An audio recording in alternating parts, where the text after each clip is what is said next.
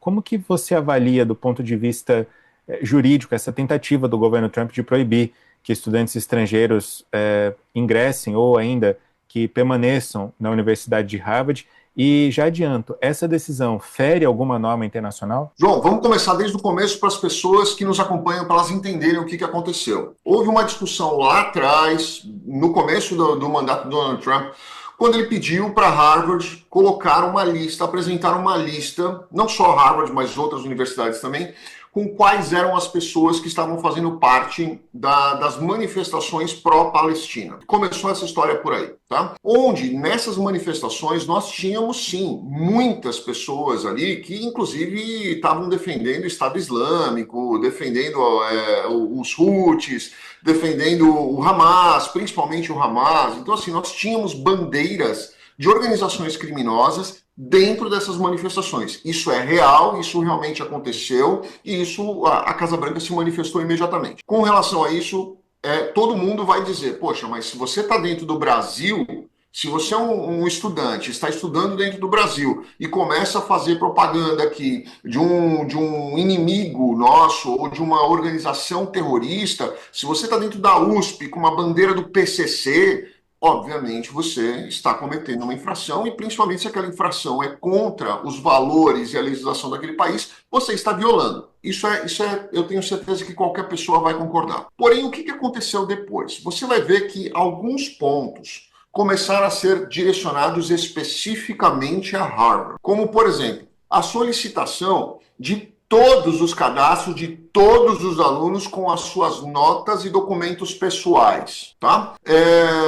Harvard mandou e disse para eles, olha, eu estou te mandando aqui, a questão de notas é irrelevante, né? Se você é um bom aluno, se você é um mau aluno, isso não quer dizer um risco à segurança nacional. Você só é burro ou você é inteligente. Não quer dizer que você, por ser burro ou inteligente, é um risco à segurança nacional. Mas os seus dados pessoais, como aluno internacional, estão em um banco de dados controlado pelo governo através do DHS, que se chama SEVES, que é o departamento que é responsável para emitir todas as autorizações para expedição de visto de estudante. Então, quando você se matricula para pegar numa escola, ou numa universidade, ou num curso, você vai pegar o seu I-20. O seu I-20 vem com o número da SEVES. A SEVES é o seu registro de solicitação da escola, com a sua documentação, demonstrando que você já está apto para começar a estudar. Aí ele te dá um I-20, que é o que se chama um documento que se chama I-20. Esse documento é o que você leva no consulado para estampar seu visto. Ou seja,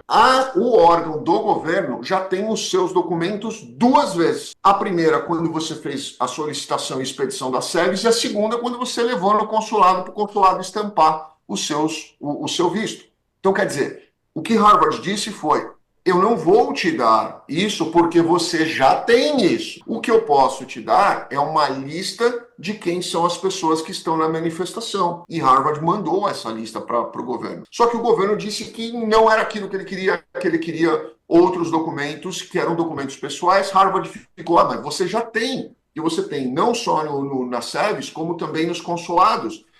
Você não precisa que eu te dê algo que você já tem. E aí começou aquela briga de corta verba, faz isso, faz aquilo e tira isso. E aí veio essa história de barrar todos os vistos de estudante de Harvard. Porém, tem um problema, né? Nós estamos falando em uma faculdade com 30 mil alunos. Desses 30 mil alunos, nós temos um quarto que são estudantes internacionais. E desses um quarto de estudantes internacionais, nós temos filhos das pessoas mais ricas e poderosas do mundo. Uma delas é a princesa da Bélgica, que está lá indo para o segundo ano de curso. E isso começou a gerar aí não só um problema interno, mas também um problema de relação internacional, né? Imagina você, rei, rainha da Bélgica, sua filha está estudando em Harvard, de repente ela tem o visto dela cancelado, que não tem nada a ver com Hamas, muçulmano, com manifestação, tem nada a ver com isso. Essas pessoas foram diretamente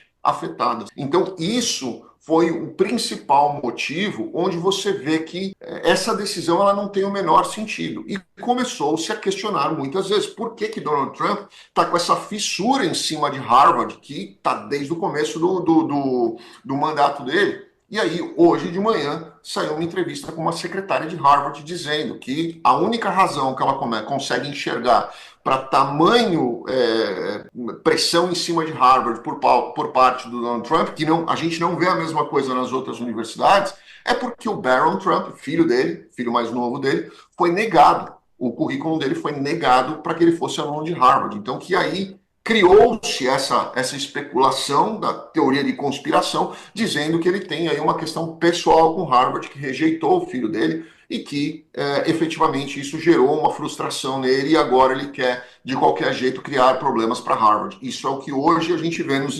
noticiários aqui, hoje mesmo, isso é hoje de manhã. Entendi.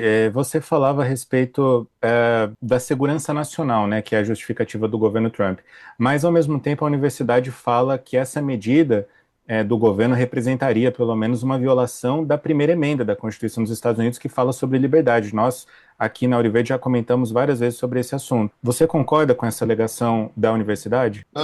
Aí eu não concordo, porque aí eu olho por um lado onde nesse ponto eu dou razão ao Donald Trump. Né? A gente tem aqui dentro dos Estados Unidos, a gente precisa olhar, para que você olhe para uma situação de lei, você precisa olhar pelo menos a história do país, o que aconteceu, como as coisas vão acontecendo e os riscos que a gente vê acontecendo aqui. E a gente precisa analisar a lei dessa forma. Você tem direito a fazer uma manifestação, você tem o direito a livre expressão, você tem direito a poder falar e se expressar da forma que você quer? Sim, até a página 2. Como o exemplo que eu dei para você. Imagina se nós começarmos a ver dentro da USP pessoas fazendo apologia ao PCC ou Comando Vermelho, né? Então, o que eles estão fazendo é apologia a um grupo que é considerado, legalmente considerado pelos Estados Unidos como terrorista. Eles não estão falando simplesmente, tira Israel da Palestina e tá tudo certo e devolva as casas. Esse não é o mote da movimentação. E eu falo isso para você, João, porque eu vi isso em Houston. A mesma manifestação que eles fazem nas universidades, os alunos fazem em Downtown Houston, na frente do Shopping Galeria, que é um dos maiores dos Estados Unidos. Eu vi essas manifestações, mas ali só tem bandeirinha falando: devolva a terra para os palestinos, coloque os palestinos de volta na casa deles. Não tem nenhuma manifestação pró-Hamas ou pró-grupo terrorista. Mas se você pegar os vídeos que foram postados não só na Universidade de Colômbia, mas também na Universidade de Harvard, você tem ali as bandeiras do Hamas. E aí é onde, obviamente, não só o DHS, mas a Casa Branca e o Trump, obviamente, se preocupam e falam: pô, peraí, mas então eu tenho grupos terroristas, defensores de grupos terroristas dentro do meu país, eu estou concedendo para essas pessoas a capacidade de estudar dentro dos Estados Unidos, conquistar um currículo válido e, de repente, ele vai se voltar contra mim? Lembra uma coisa, João, quem treinou o Saddam Hussein? Foi o Serviço Secreto Americano. Quem treinou o Osama Bin Laden? A CIA. Então, isso está muito enraizado dentro do coração do americano, onde eles treinaram pessoas que posteriormente se voltaram contra eles e conheciam tudo de dentro do país, porque eles estavam treinando aqui e vieram com uma facilidade absurda a cometer atos de terrorismo. Então, essa é a minha opinião pessoal, tá? Eu acho que você tem o direito de livre expressão e poder dizer e falar o que você quiser e colocar suas ideias, desde que aquilo não seja uma violação à legislação daquele determinado país. Seria a mesma coisa, para as pessoas entenderem, é que aqui, graças a Deus, a gente não tem essas questões como a gente vê muito no Brasil, o PCC e outros grupos, que na minha opinião são grupos terroristas. Segundo o Lula não são, mas na minha opinião eles são. Você imagina essas pessoas fazendo uma manifestação na USP, que é uma universidade pública, paga com o nosso dinheiro, fazendo uma manifestação defendendo grupos criminosos. É da mesma forma que eles enxergam que isso está acontecendo. Mas, por outro lado, eu também enxergo que Harvard deu o que foi solicitado. E mesmo que não tivesse dado, eles têm esses acessos, tanto nas sedes quanto nos consulados. Eles têm toda a documentação daquelas pessoas, eles têm acesso a isso. Então eu não vejo qual a razão de repente, punir Harvard por algo que o governo já tem acesso. Agora, Daniel, você comentava sobre a questão diplomática, né? Tem personalidades importantes, representantes de outros governos, outros países, estudando agora em Harvard, que correm o risco de acabar deixando ali de ter esse direito, né, esse privilégio, melhor dizendo. Mas, ao mesmo tempo, eu analiso da seguinte forma. Beleza, o governo Trump quer buscar esses estrangeiros que fazem apologia a grupos terroristas. Mas também existe, dentro dos Estados Unidos, estudantes americanos que fazem esse tipo de apologia ao Hamas. O governo também está de olho neles? Esse é um ponto, João, que eu tenho questionado muito com alguns amigos aqui, né? Se você... Eu acho que o perigo interno ele é maior do que o perigo externo. Se você pegar, colocar no Google, fácil aí, né? Se você colocar no Google ataques de tiros, violência, brigas de trânsito, você vai ver que a imensa maioria não é feito por imigrante nem estrangeiro, tá? Você vai ver algumas chacinas e algumas coisas em pontos específicos, bairros específicos, que isso sim o Donald Trump está fazendo muito legal, que são pontos controlados por gangues, principalmente essa a MS-13, a Mara Salvatrucha, e o Trem de Aragua, que é a venezuelana. Então, isso você vê sim, naqueles pontos específicos, mas de resto, você não vê grandes violências vindo de comunidades de imigrantes. Esse é um ponto. Mas você vê muitas violências, inclusive em escolas, faculdades, de tiroteios e tudo mais, que são feitos por americanos. E esse é um ponto que eu acredito que o Donald Trump deveria pegar bem pesado mesmo para colocar ali um terror em cima dessas pessoas. Porque sim, o que ele está fazendo está gerando um medo geral dentro da comunidade estudante nos Estados Unidos. Poxa, eu posso perder meu visto daqui a pouco? Um amigo do meu filho, amigo, assim, corria de carro com ele. Hoje não está mais porque ele está morando longe. Mas ele correu de carro. Ele é filho de um dos príncipes do Catar, estudante de Harvard. O Trump acabou de sair do Catar. Tá ganhando um avião do Catar. Agora você imagina o pai dele falando assim, peraí, acabei de dar um avião para os Estados Unidos de 400 milhões de dólares. Você vai cancelar o visto do meu filho que está só estudando, que não tem nada a ver com nada disso. Então, esse é o tipo de situação que, diplomaticamente falando, vai gerar um questionamento. E aí eu pergunto para você, e aí o que vai acontecer? Donald Trump vai falar assim, não, peraí.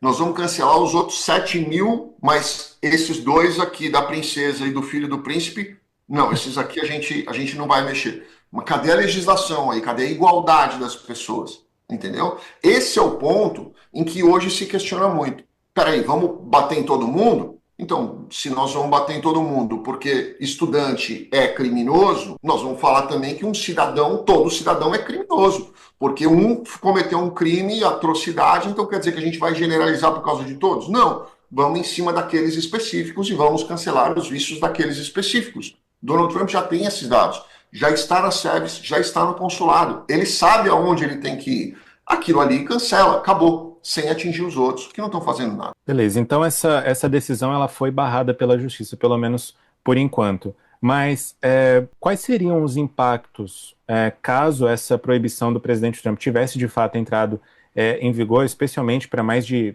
cerca de 7 mil estudantes internacionais em Harvard, mais ou menos esse número?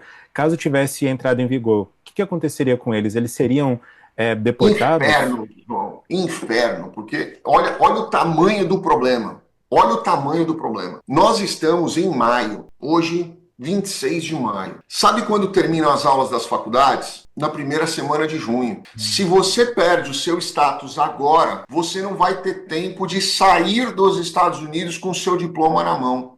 Imagina o seu filho estudando numa universidade de Harvard, onde você gastou 80 mil dólares por ano de mensalidade para pagar para ele, 5, 6 anos, às vezes até mais, tá? $500 mil você colocou ali na universidade para o seu filho estudar, mas ele não vai conseguir pegar o diploma dele porque alguém que não tem nada a ver com seu filho, que nem é amigo dele, seu filho nem estava na manifestação, alguém quis fazer uma manifestação pró-Palestina. Percebe o tamanho do problema? Ou você muda para uma outra universidade, que foi o que o Donald Trump falou. Ele mandou uma notificação dizendo, quem ficar em Harvard vai perder. Mude para outra universidade. Ok. Me fala uma única universidade que vai aceitar um aluno para uma semana de aula e depois emitir um diploma para ele. Não tem, entendeu? Então Fica esse difícil, foi o né? grande É um problema assim, absurdo que o Donald Trump faz essas coisas. Ele não pensa não, vou assinar aqui, ó. Eu quero ferrar Harvard. Assim. Mas olha o tamanho do problema que você está criando aqui para outras pessoas que não tem nada a ver com isso. Nada. O aluno que está no primeiro ano, ok, ele vai transferir para outra universidade, ele vai fazer o que ele quiser, ele vai. Ok. Mas e quem está se formando? E quem pagou, quem se forma em Harvard, não está pagando a formatura de $100. Ele quer fazer uma super formatura, ele quer fazer um negócio. Imagina o cara pagando isso 5 anos numa comissão de formatura e chega lá no final e vai falar assim: não, eu não vou me formar por Harvard. Então, esse é o grande problema que acabou virando essa situação, e isso foi o que a juíza entendeu. Olha, não, pera, isso aqui não faz sentido. Se você quer atingir especificamente quem cometeu o ilícito, ou quem cometeu o que você chama de crime, ou quem cometeu o que você chama de ato impróprio para um visto de estudante. Eu concordo que é impróprio mesmo. Tá? Quem está aqui como estudante é convidado, tem que limpar o pé antes de entrar em casa. Não tem que ir para outro país fazer manifestação para o seu. Quer fazer manifestação do seu? Vai para o seu, manifesta lá. Mas atingir todo mundo é não só injusto, como também é totalmente fora de propósito. Daniel, para a gente encerrar, o governo Trump deve recorrer dessa decisão da justiça, né? E aí, existem chances de êxito nesse recurso? O que o senhor avalia? Eu acho muito difícil, João. Não, eu acho que ele tem chance de ganhar algo relacionado a especificamente quem cometeu o ato ilícito, tá? Isso aí, se ele focar nisso, ele tem grande chance de ganhar sim e revogar esses vistos. Aconteceu algo muito parecido com isso em 2017, com o próprio Trump, tá? Onde ele fez o banimento lá e pegou alguns países específicos onde tinha ali as manifestações voltadas para grupos terroristas e colocou banimento geral. Não, para você entrar aqui agora você tem que pedir um visto novo e vai no consulado e nós vamos passar você num check-up geral. Isso ele fez. Eu acho que isso ele tem uma grande chance de conseguir. Mas do jeito que as coisas estão, não faz sentido, porque se ele tirar essa princesa ou esse filho do príncipe, por exemplo, desse balaio de gato, ele mesmo acabou com a validade da regulamentação dele. Então, essa legislação, essa regulamentação, não é legislação, essa ordem presidencial ou esse decreto dele, nesse sentido, eu acho que não consegue se sustentar, porque ele mesmo não vai conseguir manter isso ativo, porque ele vai estar atingindo pessoas que não têm nada a ver com isso.